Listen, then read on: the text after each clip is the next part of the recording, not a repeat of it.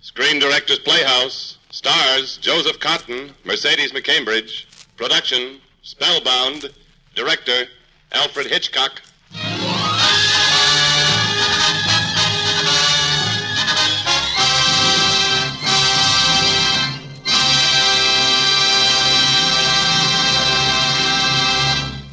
This is the Screen Directors Playhouse, the Thursday night feature on NBC's All-Star Festival of Comedy, Music, Mystery, and Drama. Brought to you by the makers of Anacin for the fast relief from the pain of headache, neuritis, and neuralgia, and RCA Victor, world leader in radio, first in recorded music, first in television.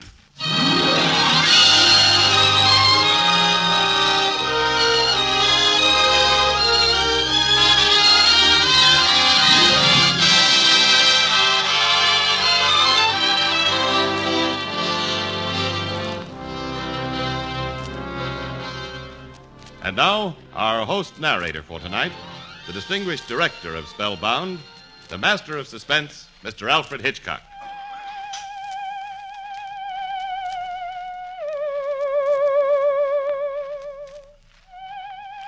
Good evening, ladies and gentlemen. This is Alfred Hitchcock. The prime desire of any motion picture maker is to entertain his audience. But occasionally an idea is presented that can prove to be both entertaining and instructive. When we achieve such a wedding of qualities, we feel we really have something. And this was the case in the story you are about to hear. Spellbound was the first motion picture to deal with psychoanalysis, the method by which modern science treats the emotional problems of the sane.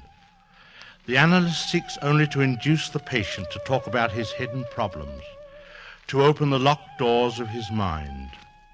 Once the complexes that are disturbing the patient are uncovered and interpreted, the illness and confusion of the patient disappear, and the devils of unreason are driven from the human soul. To portray the roles of Dr. Edwards and Dr. Constance Peterson, we are indeed fortunate to have Mr. Joseph Cotten and Miss Mercedes McCambridge. And now the first act of Spellbound, which begins in the office of Dr. Constance Peterson, a psychiatrist on the staff of Green Manors in Vermont.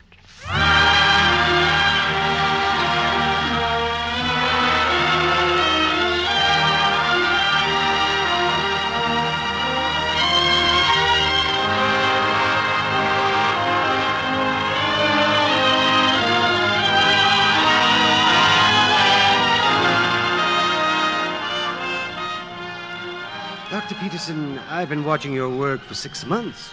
It's brilliant, but lifeless. There's no intuition in it. Your lack of human and emotional experience is bad for you as a doctor, and fatal for you as a woman. Dr. Fleurot, I've heard that argument from a number of amorous psychiatrists who all wanted to make a better doctor of me. Oh, yes, but I've got a much better argument. I'm terribly fond of you. Why?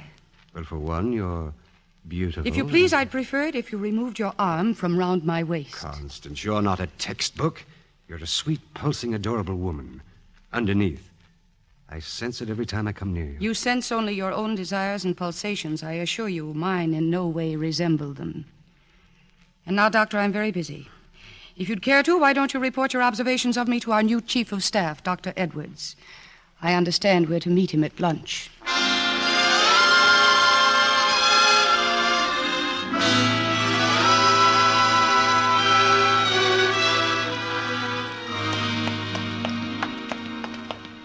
"20 years of loyalty and tireless effort. It's hard to imagine Green Manors without you, Dr. Murchison. This institution could never have a finer chief of staff." Thank you, Constance. But the old must make way for the new.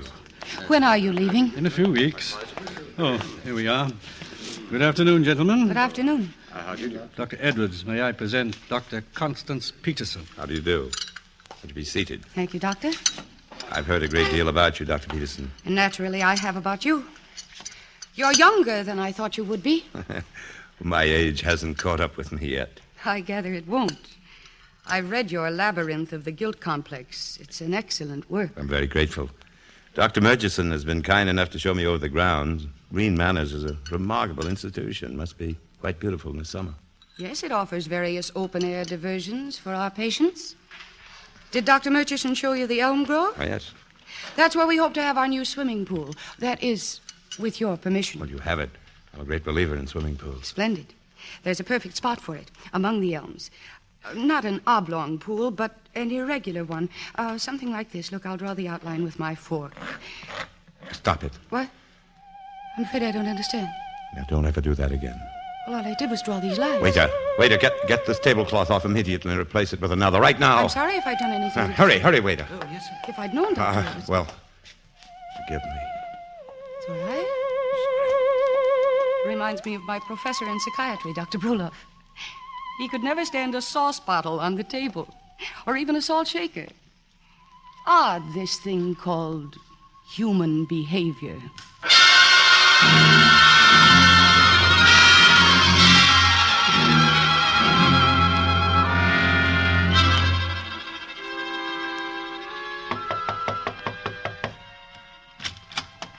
Dr. Edwards, you sent me a note to come to your office immediately. Oh, yes. I've been listening to Mr. Gomes, and I thought you might help out. He's your patient. But Mr. Gomes shouldn't have disturbed you. It's all right. I'm very interested in his case. Yes, I knew you would be. He fits perfectly into your chapters on the guilt complex. But I have no guilt complex. I know what I know. I killed my father No, you didn't kill your father.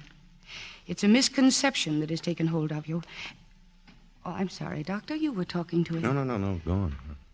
Mr. Gomes, people often feel guilty over something that they never did. It usually goes back to their childhood. And then they grow up with a guilt complex over a sin that was only a child's bad dream. What I'm thinking isn't true, then? No. And in the course of analyzing yourself, you will see that. Good day, Doctor. Okay. I think we'd better put him under drugs for a few days. He looks agitated. His conviction is curious. But you've encountered such cases very often, Dr. Edwards. You describe them perfectly in your book. Yes, I did.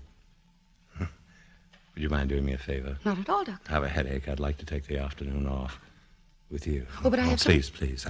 I need a little fresh air, and you look as though it might do you a little bit of good. Come on, let's go. We'll look at some sane trees, normal grass, and clouds without complexes.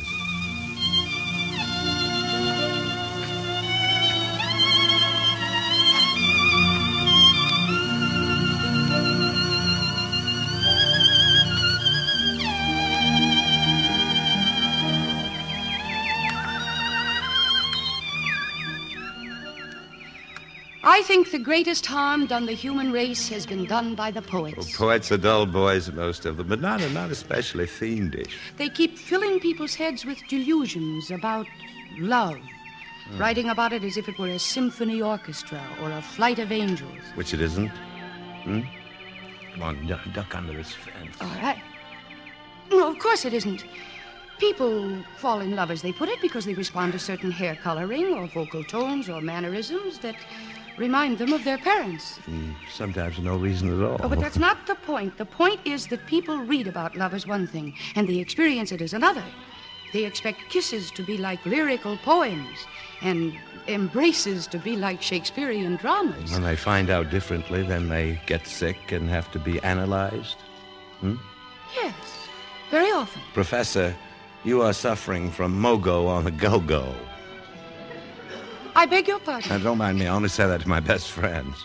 Well, thank you, sir. Let's sit down here. This seems to be the most likely spot to relax and eat. Ever picnic here before? Yes, I've picnicked here. Alone. Well, that doesn't sound like very much fun. I haven't gone in for fun, as you call it. Look at those mountains. Just look at them. Did you ever see anything so beautiful? It's perfect. Perfect.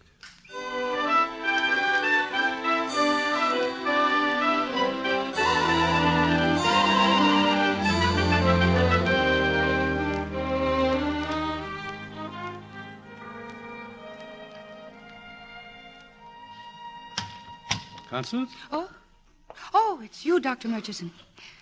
Thanks for giving my patient, Mr. Gomes, a sedative this afternoon. I'm very sorry that I wasn't there. Nonsense. Just so long as you and Dr. Edwards had a good time. I see Dr. Edwards is a night owl, too. There's a light shining from under his door. Good night. Good night, Doctor.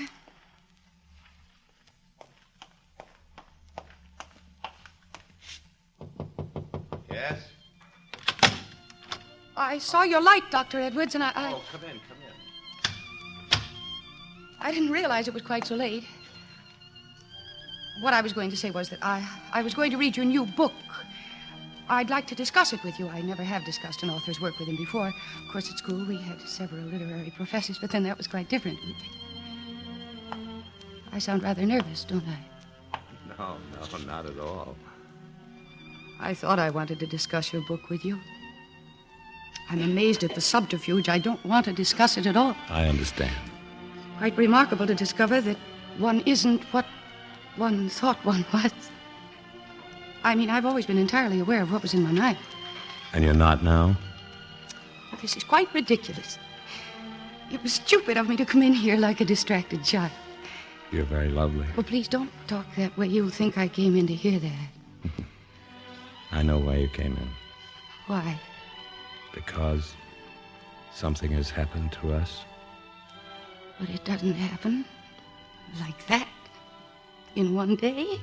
Happens in a moment sometimes. I felt it this afternoon. It was like lightning striking. It strikes rarely. I don't understand how it happened. Oh, my darling. Darling, what is it? Why are you staring at me like that? It's not you. It's something about your robe. My robe, I don't understand. Forgive me. Something struck me. I've been having a rather bad time with my nerves lately. And your robe, I mean the dark lines. Oh, but you're ill. No, I'll be all right.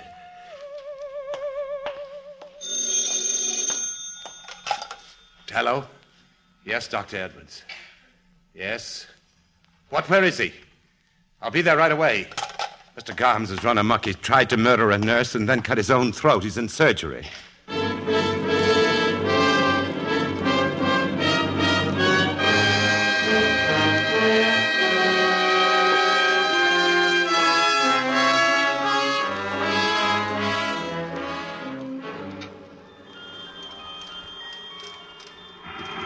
Pulse 140. How is he?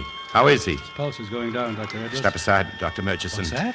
Why are the lights out in the corridor? What do you mean? It's dark. That's why Mr. Garms did it, because the lights are out. And put them on. And the doors and lock them. You can't keep people in cells. Dr. Edwards, Get away from me, you fools, babbling about guilt complexes. What do you know about them? He did it. He told me. He killed his father. Now put on the lights, quick. It's dark. Dark. Go. Grab him, Dr. Murchison. He's falling. Yes. He's in complete collapse. Place him in this chair. There. Curious, Constance. Didn't look like a heart case. No. Or shock of some sort. Probably brought on by... Oh, I wonder.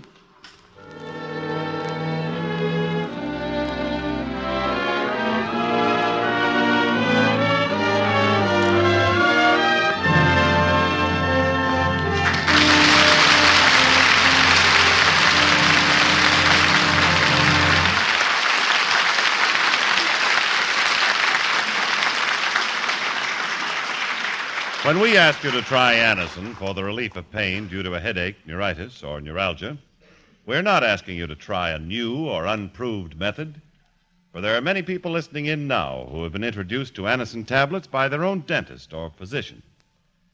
You who have received Anacin this way know the effective, incredibly fast relief these tablets bring. Anacin is like a doctor's prescription. That is, Anacin contains not just one, but a combination of medically proven active ingredients in easy-to-take tablet form. People by the thousands are using modern Anacin today instead of other ways. Doesn't their experience seem worth following? Try Anacin the next time you suffer pains from headache, neuritis, or neuralgia. You'll be delighted with the results. Ask your druggist for Anacin today. Anacin is spelled A-N-A-C-I-N.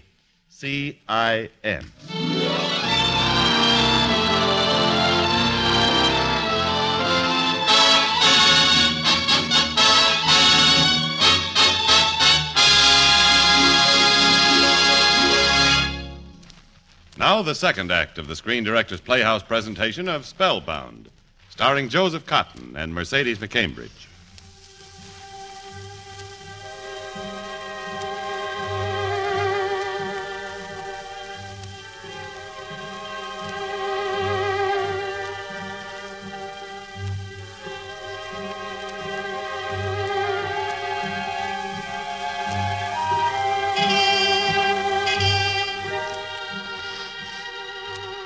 The answer to Constance's wonderment came to her as she sat at Dr. Edwards' bedside. The autographed signature of Dr. Edwards on the title page of his book did not match that of the note he had written to her earlier in the day, asking her to come to his office. Clearly, the man before her was not Dr. Edwards. Who are you? What do you mean? You're not Dr. Edwards. I can prove it. There's no good denying it. Who are you? Yes, I remember now. Edwards is dead. I killed him and took his place. I'm someone else. I don't know who. I killed him, Edwards. Easy now. Lie back on your pillow. Oh, I have no memory. It's like looking into a mirror and seeing nothing but the mirror, yet the image is there. I know it. I know it's there. I exist. I'm there. How can a man lose his name, his memory, and everything he's ever known and still talk like this as if he were quite sane? Are you afraid of me? No. You're ill. Loss of memory isn't a difficult problem. Yes, I know. Amnesia, a trick of the mind for remaining sane. You remain sane by forgetting something too horrible to remember. You put the horrible thing behind a closed door. We have to open the door. And I know what's behind the door. Murder. No. That's a delusion you've acquired out of your illness. Will you answer me truthfully? And will you trust me? I trust you. But it's no use. I can't think. I don't know who I am. I don't know. When did you have your first doubt that you might not be Edwards? I don't remember. Oh, yes. Yes, when I was in the hotel room packing to come here, I found a cigarette case in my coat and frightened me. It had the initials J.B. on it. When I saw them in the hotel room, they made my head ache. They're probably your initials. J.B. J.B.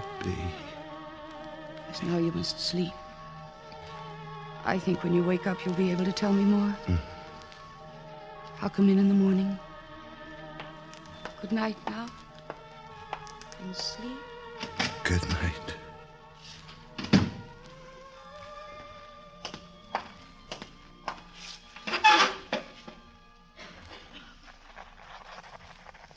Constance, dearest, I cannot involve you in my troubles for many reasons, the most important being that I love you. When the police step in, tell them I'm at the Empire State Hotel in New York. I prefer to wait alone for the end.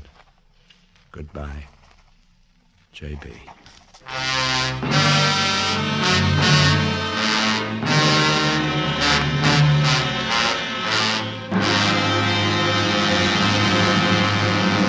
He's not in his room. He's escaped. Please, Sheriff, it's 5 a.m. You'll wake the patients. Sorry, Dr. Peterson. Seems to me somebody might have known what the real Edwards looked like. You never saw him, Dr. Murchison? No, I never met him. Well, it's my contention that he killed the real Dr. Edwards. There can be no question of it. He killed Dr. Edwards and then took his place in order to conceal his crime. Dr. Peterson, didn't he tell you anything about himself? You were with him for quite some time after his collapse in the operating room. No. He was unable to speak coherently. You don't seem very surprised to learn that this man was a fake and maybe guilty of murder. I thought his collapse was due to mental strain. That's a funny diagnosis for a fellow who's supposed to have just come from a vacation. I made no medical diagnosis. I was shocked to see him collapse, and I didn't think beyond that. You have no idea where he might have gone? No. Well, I better get back to my office and spread the alarm. Constance, I found this letter under your bedroom door. Oh? I didn't call it to the attention of the sheriff. I thought perhaps it might be something personal. Yes, thank you, Dr. Murchison. Good night.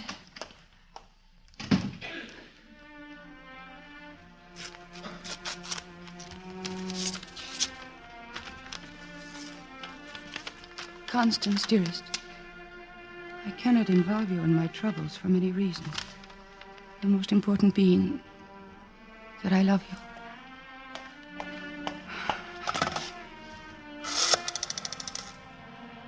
Operator, the airport, please.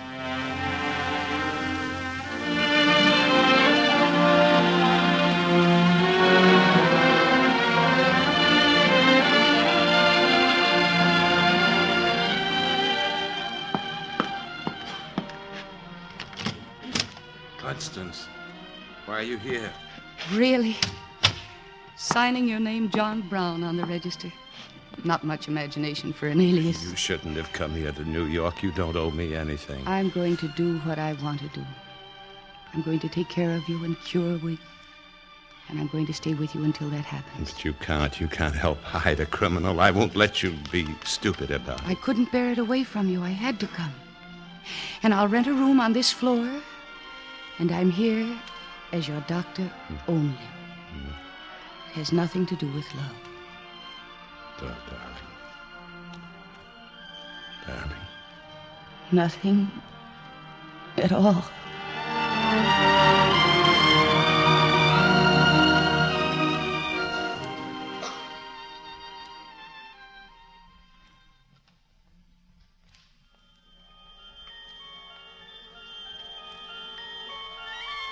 Try remembering.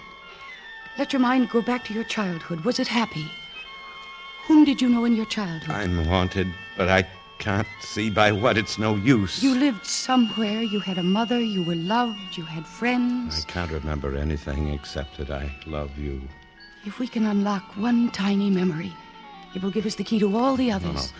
The only thing that comes to my mind that I keep thinking of over and over is the logic of the situation. What logic? That it was I who was with Edwards. Look what it says in the paper. No trace of Dr. Edwards has been found since he left the Cumberland Resort in the company of his supposed patient. Do you remember that? No. Then why do you believe that you were with him? Because wherever we went, I came back with his identity. I wouldn't have come back as Dr. Edwards if I hadn't known he was dead. And how would I have known that he was dead if I hadn't been with him when he died? Were you? I don't remember, but logically, I know that I must have been. And logically, I also know why the body hasn't been found.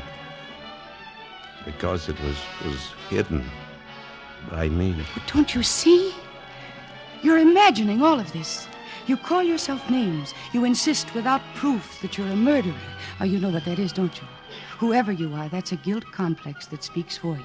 It's a guilt fantasy that goes way back to your childhood. No, I think you're quite mad. You're much crazier than I to do all this for a creature without a name, to run off with a pair of initials. Look at that paper. Oh, I know. It's the bellhop. I ordered the later editions of the paper. Thank you.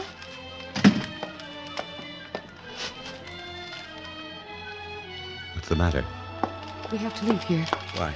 Story in the paper. Police hunt Dr. Constance Peterson, believed aiding madman wanted in Edwards mystery. My picture's right below it. The room clerk will recognize it. We've got to go quickly. We can't back. Where? Where can we go? Rochester. Rochester, New York.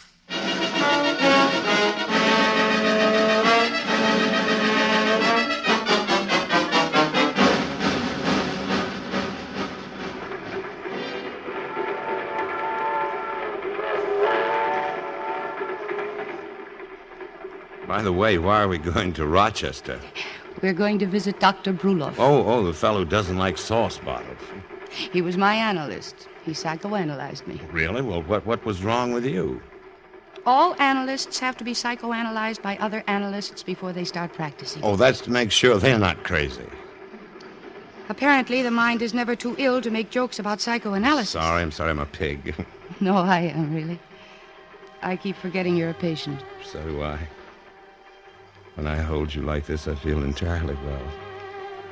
Darling, will you love me just as much when I'm normal? Oh, I'll be insane about you. Oh, I am normal. We're alone here in this compartment. There's nothing wrong with me that a nice, long kiss wouldn't cure. Well, I've never treated a guilt complex like this before. No, look, let's stop and pick up where we left off. Pick up what? Try to recall the first moment you thought you were Edwards. Darling, I have a confession to make. I'm listening. As a doctor, you irritate me. I sit here swooning with love, and then suddenly you ask me a question, and I don't like you anymore. No. Do you have to sit there smiling at me like some smug, know-it-all schoolteacher? I can't help smiling. That's what happens in analysis. As the doctor begins to uncover the truth in a patient, said patient develops a fine, hearty hatred of said doctor. Oh, you're going to hate me a great deal before we're through. And you're going to like that? As a scientist, yes. Well, if I should happen to biff you one, you'll consider it a sort of diploma? Yes, but don't biff too high. Oh, darling. Darling, I love you. Come close to me. No, not now, really. I think we should go on with our investigation. No. We have some new facts to work with what now. facts? You're a doctor. You were in an accident. How do you know I was in an accident? Your arm and forearm are burned, and you were in Rome. I was never in Rome in my life. You were either there or going there, because in a moment of stress you mentioned Rome. Now think of Rome. Maybe Rome, Italy. When did you go to Rome? What did you do in Rome? Think. Think. The train, the railroad ties rushing by. Think. Yes. I remember something. Fighter planes spotted us. You were flying. Transport, medical corps over Rome, headed north. What happened? They hit us. Caught fire. A uniform burned, bailed out. What else? I don't know. It blacks out. You left the army. Yes, probably deserted. I hated killing. I can remember that much. Your guilt fantasies were obviously inflamed by your duties as a soldier. Stop it! Babbling like some phony King Solomon. You sit there full of half-witted double talk that makes no sense. If there's anything I hate, it's a smug woman. Please, darling. We're just beginning. Don't biff too hard yet.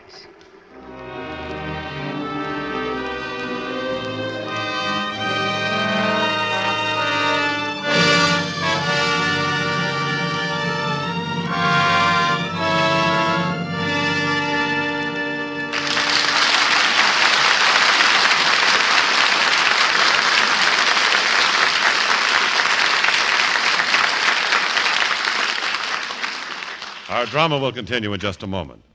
But now, here's a word from RCA Victor. For you people who are buying television now, that word is combination. Yes, an RCA Victor combination, which brings you AM and FM radio, recorded music at all 3 speeds, and famous RCA Victor million-proof television. Now you can have all these in one beautiful cabinet for one beautiful price. Ask your RCA Victor dealer to introduce you to the kingly RCA Victor combination, the Rutland.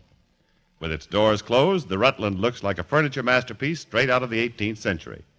With its doors open, it is like an electronic masterpiece straight out of the 21st century. So superb are its RCA Victor features.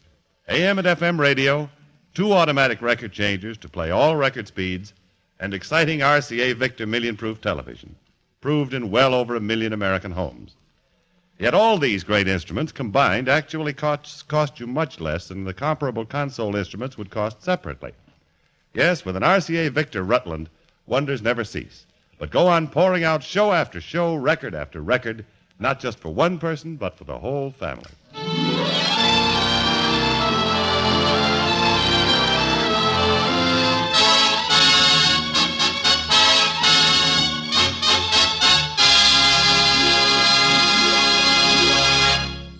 You are listening to the Screen Directors Playhouse, the Thursday night feature on NBC's All-Star Festival, brought to you by the makers of Anacin for fast relief from the pain of headache, neuritis, and neuralgia, and by RCA Victor, world leader in radio, first in recorded music, first in television. The Screen Directors Playhouse presentation of Spellbound, starring Joseph Cotten and Mercedes McCambridge, will continue in just a moment, after a brief pause for station identification.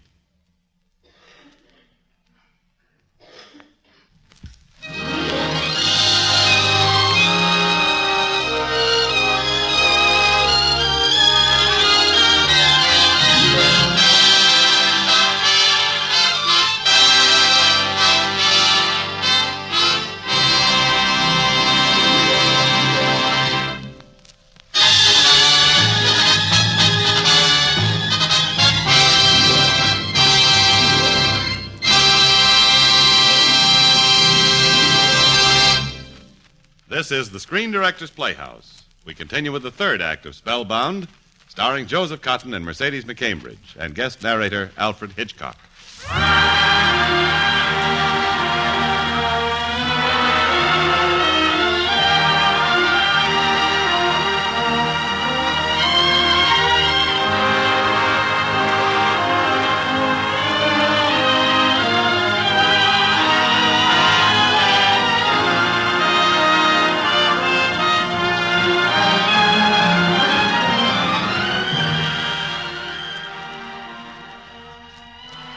The succeeding 6 hours on the train for Constance and J.B. or John Brown, or whatever an amnesia victim can name himself, was a series of questions and evasive answers. Relentlessly, Constance fought to reach the depths of his memory, but it was a losing battle. It was like a pygmy facing a giant, and J.B. was the giant. They reached the home of Dr. Brulov in Rochester. I worked with Dr. Brulov as his assistant for almost a year, right here in this house. He got me the post at Green Manors. You like Alex? I doubt that one psychoanalyst in my hair's enough. What are you going to tell him? That we're on a honeymoon? Oh, doctor, you think of the most wonderful prescriptions. Alex! Who is it, please? Oh, my old friend. Come in, please. Alex, this is... One moment, please. There's company here. Lieutenant Detective Cooley. How do you do? The lieutenant is persecuting me. I just told him I know nothing about Dr. Edwards. But yesterday you had some theory. Constance. Steady, steady. I already have explained that if Edwards took along with him on vacation a paranoid patient, he was a bigger fool than I ever knew he was. It is the same as playing with a loaded gun. Good night now. It is late and my friends are here. Sorry to have bothered you, Doctor. Good night, ma'am. Good night, sir. Good night. What do you suppose they're snooping around me for? The next thing, they'll give me a third degree. Alex, I'm so glad to see you. I was going to write you, but it all happened so suddenly. I got married. Who's married? Alex, my husband, John Brown. Well, I'm glad to meet you, officially. So you're married. I congratulate you and wish you have babies and not phobias. Well, the truth is, Alex, we have no hotel room. All the hotels were so crowded. What do you want with a hotel? That's for millionaires. You stay right here. Cook my coffee in the morning and the house is yours. Oh, how wonderful of you, Alex. Your old room is upstairs. Good night and happy dreams, which we will analyze at breakfast.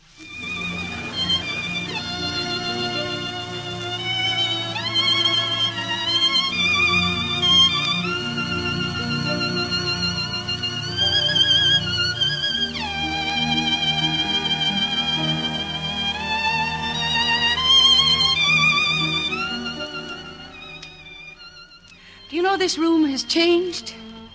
Oh, but it isn't really. It's I whom changed. It's called transfer of effects. Oh, what is? The fact that everything seems so wonderful in this room. Oh, that's what it's called, is it? Darling, did the policeman disturb you? Oh, no, one ignores such trifles on a honeymoon. I take it this is your first honeymoon. Yes. I mean, it would be, if it were. No, darling. Darling, for what it's worth, I can't remember ever having kissed any other woman before.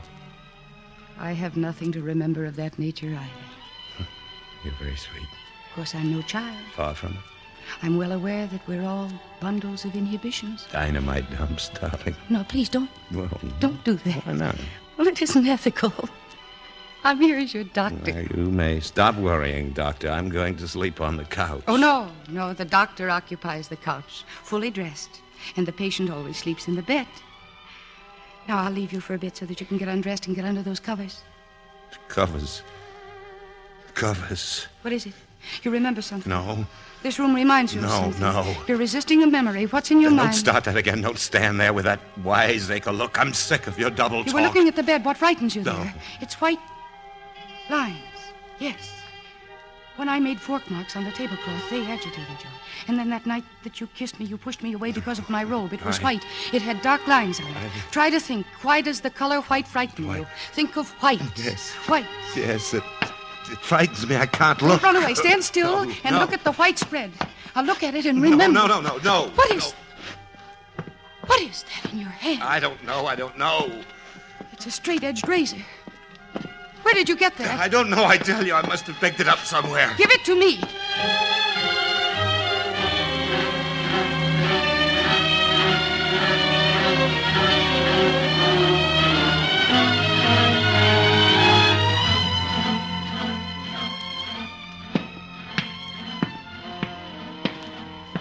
This razor. Why am I clutching this razor? Mr. Brown? I thought it was you. I'm just having a glass of milk and some crackers. This razor. Join me, please. Why? I'll get another Why am I glass. clutching this razor. When I was a young man, I was always saying if I could only get along by myself instead of Oh, wasting stop time that with fool people. chatter. Go away, go away. Stop it. My head. My We head. drink to youth. You know who We are I young and know am. nothing except living. Here is your glass of milk. Milk. White. Kill. Kill.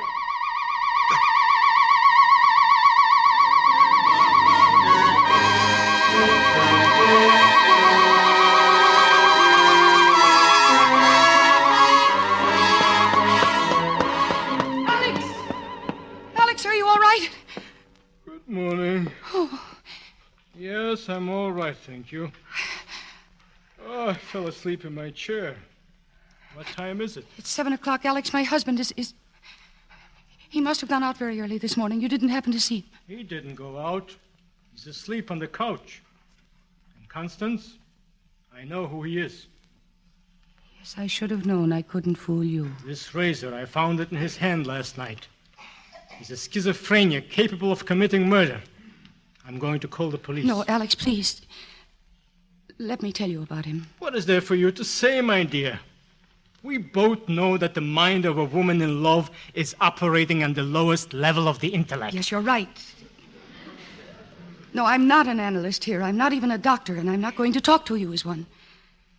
But believe me, Alex, not what I say, but what I feel. The mind isn't everything. The heart sees deeper sometimes. And the shock of a police investigation might ruin his chances for recovery. And, Alex, I can save him. But if he killed Dr. Edwards, how can you help him? But he didn't. He didn't. But if it turns out he did, which I am good and certain it will. But it won't, Alex. You yourself taught me what Freud says. A man cannot do anything in amnesia that his real character would not have done. And how do you know what his real character is? I know, I do know. I couldn't feel this way toward a man who was bad, who had committed murder. I couldn't feel this pain for someone who was evil. You are 20 times crazier than he. What do you want me to do? Give me time to treat him and cure him before the police find him. This could take a year. No, Alex, no. All right, a half a year. We should sit and hide for a half a year waiting to find out if he's going to cut your throat, my throat, and set the house afire? No, Alex, please. Just a few days. Before you turn him over, let me try for just a few days more. And if I can't do anything, if we both can't, then you can call the police. But you're not hiding a criminal. There's no evidence against him. Please. All right.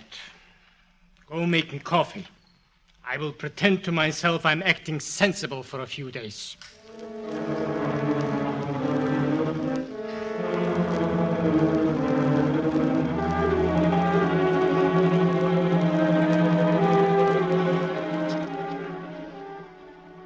You don't remember your father or mother? No.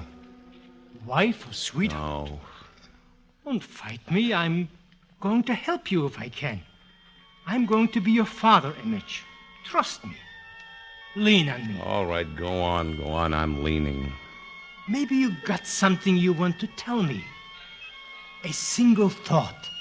A few words in the corner of your head. Go on. Talk to me. Whatever comes to your head. Just say what it is. Nothing. There's nothing.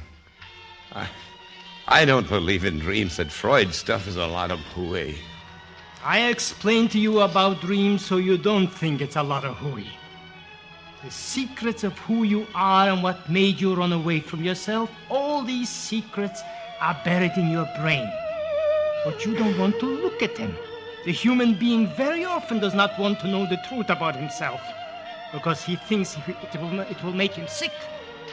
He, she make himself sick at trying to forget. You follow me? I'm not interested. All I've heard around here is dreams. I'm sick of them. There's nothing in them. But there is. I tell you what you're trying to hide. What they tell it to you, and I'll tell it to you in pieces of a puzzle that don't fit. The problem of the analyst is to examine this puzzle, put the pieces together in the right place. And the more cockeyed the details, the better for the scientific side.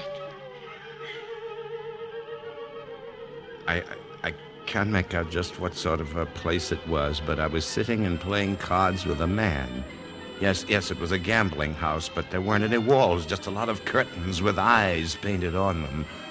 The man was walking around with a large pair of scissors, cutting all the draperies in half. And then a girl came in with hardly anything on and started walking around the gambling room, kissing everybody. She came to my table first. Did you recognize this kissing bug? Well, I'm afraid she looked a little like Constance. Oh, go on. Well, I was sitting there playing cards with a man who had a beard. I was dealing to him, and I turned up the 7 of clubs. He said, that makes 21. I win. But when he turned the cards, they were blank. And just then, the proprietor came in and accused him of cheating. The proprietor yelled, "This is my place, and if I catch you cheating again, I'll fix you." Is that the end of the dream? No. Then someone was leaning over the sloping roof of a high building. It was the man with the beard. I yelled to him to watch out. Then he went over slowly with his feet in the air. Then I saw the proprietor again, the man in the mask. He was hiding behind a tall chimney, and he had a small wheel in his hand. I saw him drop the wheel on the roof. And then I suddenly found myself in a weird, deserted desert. Constance was sitting there. I ran to her, but she disappeared. Then I heard something beating over my head. It was a great pair of wings. The wings chased me and almost caught up with me. And when I came to the bottom of the hill, I must have escaped. I don't remember anymore. So, something is happening. What is it? Oh, pull down the shades. The snow. The light frightened him. What phobia? No, it was the snow. Look outside, Alex. What do you see? Well, there are 2 children pulling a sled in the snow. Exactly. The runners of sleds on snow. Dark lines on light. Please, pull down the shades. Are the sled marks on the snow the reason for the sudden disturbance? Answer me. I don't know. It has to be. It follows a pattern. First was a shock at the sight of fork lines drawn on a white tablecloth. Then my white robe. Please. It had dark lines. And a couple of nights ago, the white cover. Please, pull the blinds down, please. Dr. Edwards was fond of sports. He mentions tennis and skiing in his book. Yes, skiing. Ski tracks in snow. That's what those dark lines symbolized for him. And his horror of them means, of course, that they are immediately connected with the cause of his amnesia. Yes, a murder on skis. Where did Edwards go for his skiing? We must find out. Can you tell us where? Try. He has told you already, in his dream. A sloping roof. That means only a mountainside. They were skiing. And the father image, the bearded man, is Dr. Edwards. It's very simple. Edwards plunged over a precipice while skiing. And then a shadow chases him up and down a hill. That could mean he was escaping from a valley. A valley? His skiing resorts are often called valleys, like Sun Valley. And he was being pursued by a winged figure, a witch or a harpy. No, the figure was you. If you grew wings, you would be an angel. But the dream was trying to tell him the name of the resort. An angel. Angel Valley. Do you remember Angel Valley? No, it wasn't Angel Valley. I remember it was a place called Gabriel Valley. What else do you remember now? Who was the masked figure in your dream? It was an accident. Do you remember that? A skiing accident. Dr. Edwards went over a snow cliff. Oh, no, it was no accident. I can't stand it anymore. I've had enough of it. We've got to call the police. No. We've got to go to Gabriel Valley. You've got to go with me.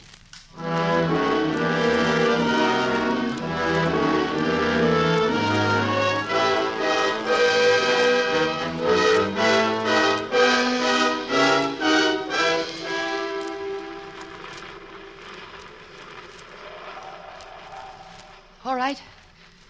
Get your skis on. We're going down that slope. I can't. Why not? I know about the razor and brew-off. But nothing happened? Well, let me give myself up.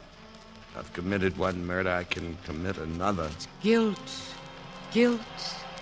You've lived with it for a long time, haven't you? Yes. Since childhood. What? Ever since your childhood, you've tried to run away from something. You've always felt guilty about anything around you. What was it in your youth? It must have been terrible for you to prefer to think that you murdered Edwards rather than remember what happened long ago. I'm not going down that slope. No. You said you loved me. Look at me then. Why am I fighting for you? Because I love you, because I need you. I'm nothing. Put your skis on. Right, but what good will that do? We're going down this slope as you did with Edwards, and you'll see your innocence. You'll see what really happened. You mean because it will happen again? Yes. What if I killed him? Isn't it true that if the episode is repeated, I'm likely to do the same thing I did before? How do you know I won't kill again? Because I'm convinced you didn't kill in the first place. Constance, you believe in me enough to take such a chance. With your life. Of course I do. We're ready to go down the ski run. We're going to find out what happened to Dr. Edwards. I'm ready. Follow me.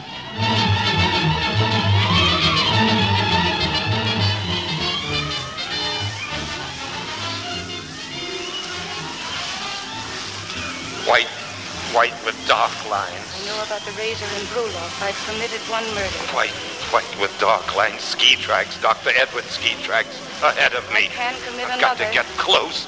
I've got to be near you, Dr. Edwards. Isn't it true that if I kill Dr. Edwards here on the ski run, I'm likely to do it again? Closer.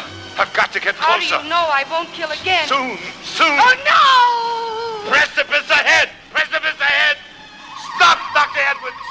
Fall.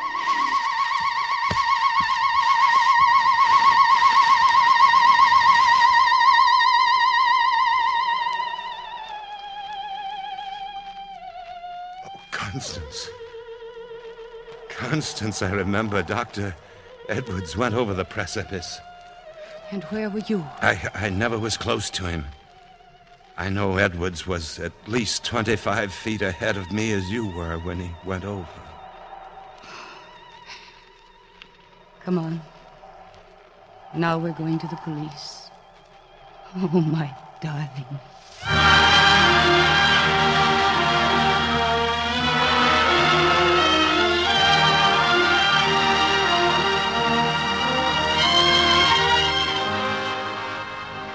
Constance, I remember my name. It's John Valentine. I'm very pleased to meet you. I ran into Dr. Edwards when I was in Cumberland Mountains trying to recover from some kind of nerve shock I got in an Army plane crash. He was on vacation, but I asked him to help me and invited me to go skiing with him. We went through New York, and I vaguely remember going to lunch somewhere. I'm still a little vague about the lunch part. And then we arrived here. The accident happened. Tell me. It's vital that you remember your youth. The incident... I believe I can tell you that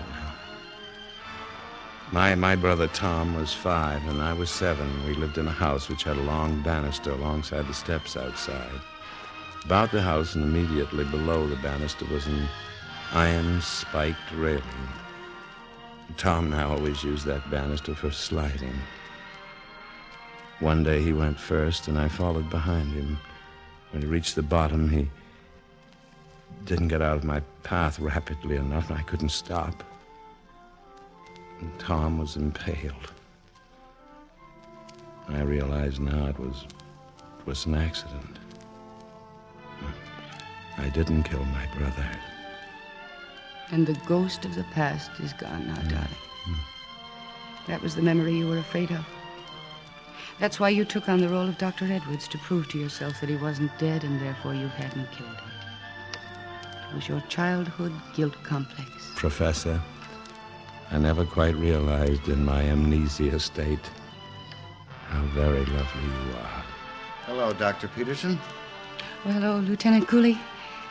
Did you find the body of Dr. Edwards? Yes, in almost the exact spot you told the mountain police it would be. Oh, thank goodness it's all cleared up. Well, not quite. I'm afraid a bullet was found in the body. But that's impossible. I'm afraid, Mr. whatever your name is, that you're charged with murder.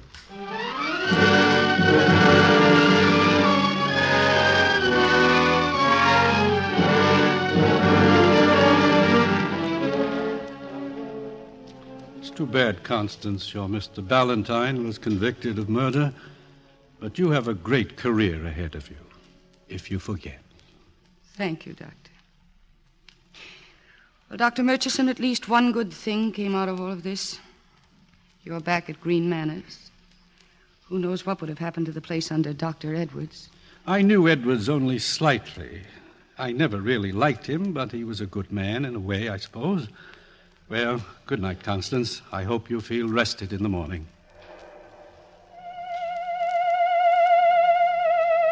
I knew Edwards only slightly. I knew Edwards. Knew Edwards.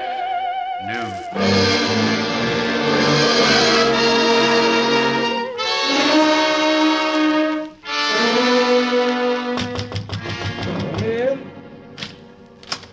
Dr. Murchison, I want to talk to you. Please sit down.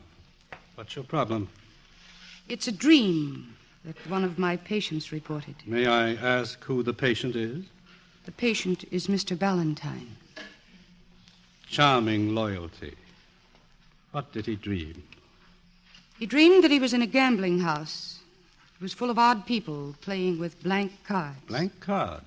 Obviously, the patient was trying to deny it was a gambling house. One of the people in the place went around cutting drapes in half. Another was a scantily dressed girl who was kissing everybody. With a little effort, one could almost imagine them inmates of Green Manors. Yes, that's what I had in mind, Doctor. The patient was playing cards, now no longer blank, a game of 21 with a bearded man, who was evidently Dr. Edwards. Yes, one usually dreams of one's analyst as authority with a beard. Yes, he dealt Dr. Edwards a 7 of clubs, and Edwards said, that makes it 21. I would say that the patient was trying to mention a locale. The 7 of clubs might mean a club. Yes, with the word 21 in it. There is such a place in New York. It's called the 21 Club. I've heard of it. And the patient dreamed that the proprietor of the place came in and began accusing Dr. Edwards of cheating. He ordered Edwards out of the place and said, I won't allow you to play here. This is my place. I'm going to fix you. The dream gives the locale a double identity, the 21 Club and Green Manors. But the proprietor seems to belong more to the latter. In fact, I would say that this angry proprietor who threatened Dr. Edwards was myself. It seemed that way to me. I presume you only arrived at this solution tonight and have confided your findings to nobody. Not yet. Was there any more to the dream? Yes. The patient dreamed that he and Dr. Edwards were on a high, sloping roof, and that he saw Dr. Edwards plunge over to his death. He also saw the angry proprietor hiding behind a chimney, holding a small wheel in his hand. He dropped the wheel. The symbolism of the wheel escapes me. It was a revolver. The proprietor who threatened Dr. Edwards' life dropped a revolver in the snow in Gabriel Valley after shooting Dr. Edwards in the back. The weapon is still there at the foot of the tree with the murderer's fingerprints on it. I cannot agree with this part of your interpretation for the good reason that the weapon is now in my hand. I imagined that something of this sort would happen after I made the slip about knowing Dr. Edwards. That started your agile young mind going. You were having a breakdown, and in a state of panic you heard that Edwards was to take your place here. You sought him out in his favorite restaurant where he was lunching with John Ballantyne.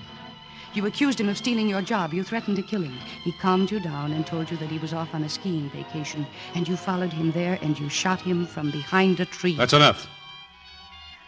Did it ever occur to you that the punishment for 2 murders is the same as 1? But you're not going to commit a second murder. I hadn't planned to.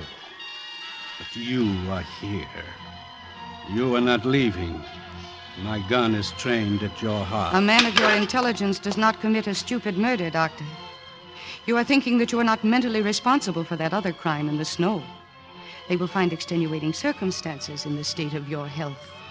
They will not execute you for the death of Dr. Edwards. You can still live, read, write, research, even if you are put away.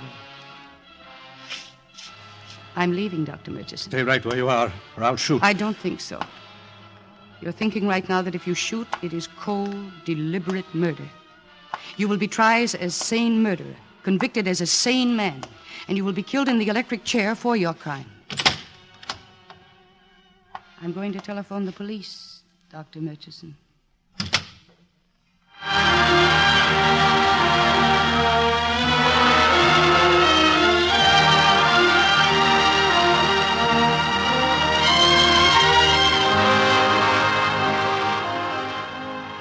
How does it feel to be a great analyst, darling? Not so bad? And a great detective. Wonderful. And madly adored. Very wonderful. White. You know, with a little orange blossom in your hair, you'll look wonderful in white.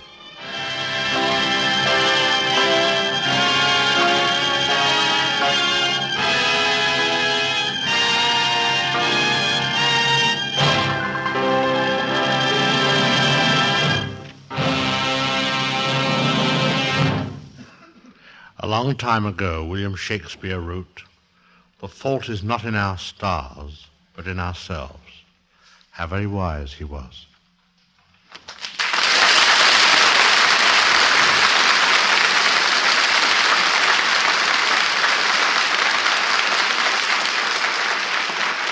Our stars will return in just a moment with screen director Alfred Hitchcock.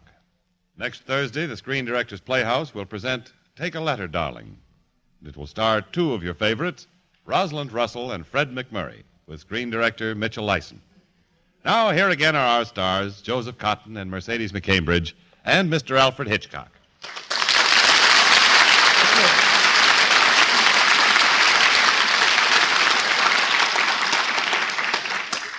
Thank you, Joseph Cotten and Mercedes McCambridge, for a splendid performance. On our Screen Directors Playhouse, it is our aim to always present the best. And most certainly you both fall into that category. Thank you, Hitch, for those beautiful words. What else does an actor have to look forward to other than praise? Mind if I answer that, Joe? Surely, Mercedes. A paycheck. Seriously, though, it's been a great privilege to work with you, Mr. Hitchcock. And for Joe and myself, I'd like to say invite us back soon, won't you? Good night. Good night, Hitch. We'll be seeing you, Joe Cotten and Mercedes McCambridge. Good night, everybody.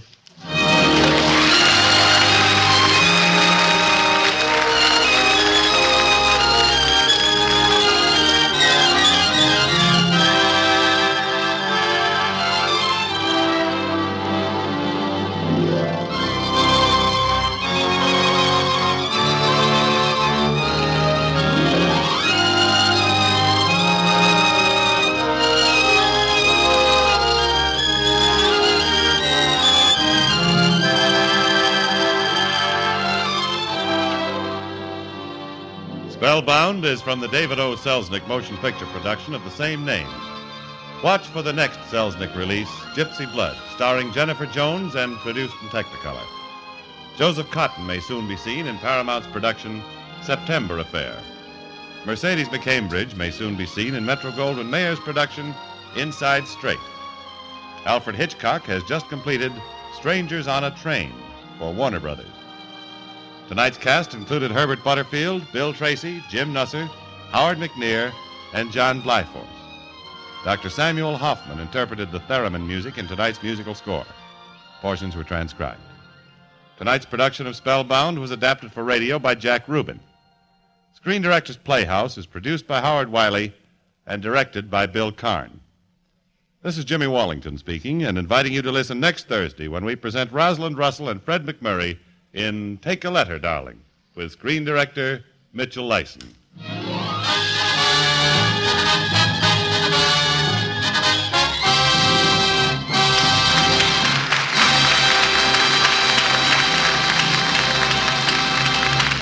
Listen again next week to Screen Directors Playhouse, the Thursday night feature on NBC's All-Star Festival of Comedy, Music, Mystery, and Drama. Listen tomorrow evening to the one and only Duffy's Tavern, the Friday night feature of the All-Star Festival. This Saturday, Arturo Toscanini returns with the Symphony on NBC.